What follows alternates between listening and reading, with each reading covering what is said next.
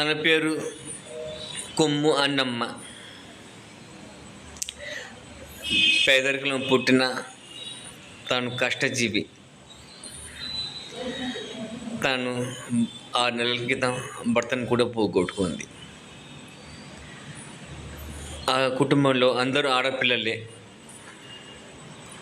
వాళ్ళకి చదివించాలన్నా కూడా తన దగ్గర డబ్బులు లేవు. కష్టపడి పిల్లల్ని పోషించుకుంటూ సంసారం అనే మహాసముద్రంలో ఈదుతూ ఉంది. ఇలాంటి వారికి సహాయం చేయాలనే సంకల్పంతోనే మన సూర్యశ్రీ ట్రస్ట్ ఏర్పడింది.